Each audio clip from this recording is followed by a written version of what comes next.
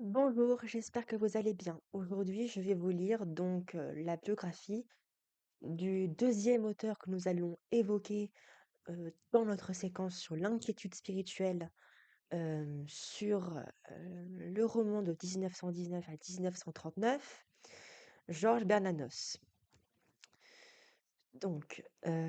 Biographie, petit 1, l'homme et son œuvre.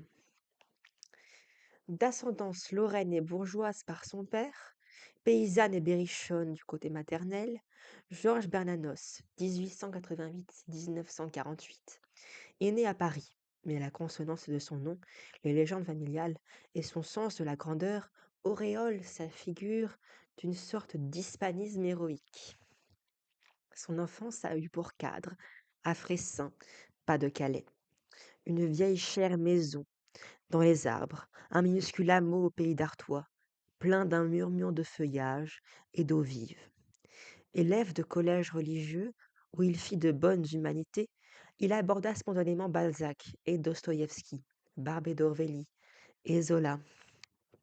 De 1906 à 1913, il partage son temps entre la préparation à 2 licences lettres et droit et les activités remuantes de l'Action française. Il rencontre Sorel et Drummond à une œuvre Maurras et Daudet, publie des articles, écrit des poèmes aujourd'hui perdus et songe à une œuvre théâtrale. D'ailleurs, ses dons de dramaturge et en particulier son art du dialogue devaient apparaître dans ses romans, ses essais et jusque dans le journal posthume intitulé Les enfants humiliés. Août 1914. Quoique réformé, Bernanos s'engage et fait toute la guerre de tranchées. Après l'armistice, il devient inspecteur d'assurance et traverse des années financièrement assez difficiles. Marié en 1917, il aura 6 enfants de 1918 à 1933. J'ai mené alors, dira-t-il plus tard, non pas une chienne de vie, mais une vie de chien. Cependant, alors qu'il approche de la quarantaine, il va bien connaître, pour ses vrais débuts littéraires, un éclatant succès avec un roman d'inspiration très haute. Sous le soleil de Satan, 1926. D'ailleurs, si vous le connaissez, n'hésitez pas à le dire en commentaire.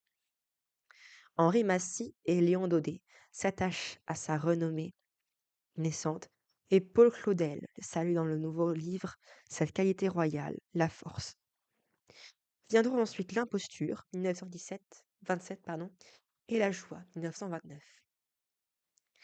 Mais diverses difficultés et un grave accident vont décider Bernanos à quitter la France.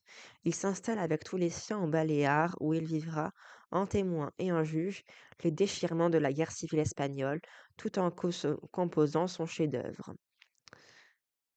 Euh, le journal d'un curé de campagne, 1936, que nous allons voir, suivi de la nouvelle histoire de Mouchette, également datée de Majorque. Après avoir manifesté des sympathies franquistes, il prendra violemment à partie doctrinaire, sermonnaire et tortionnaire dans un livre promis à un retentissement considérable, Les grands cimetières sous la lune, 1938.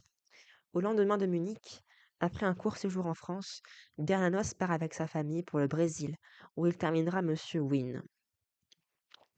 Dès juin 1940, il collabore au Bulletin de la France libre et publie, à Rio, sa lettre aux Anglais, 1942.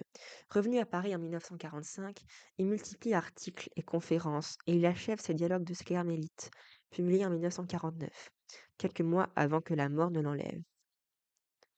Le 5 juillet 1948, à un public fervent qui n'avait cessé de s'élargir.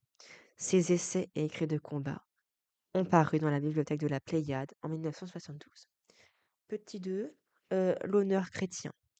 Passionnément épris de grandeur et de liberté, Georges Bernanos s'inscrit dans la lignée spirituelle de Peggy, d'ailleurs que nous voyons en ce moment, qu'il a si souvent évoqué et invoqué.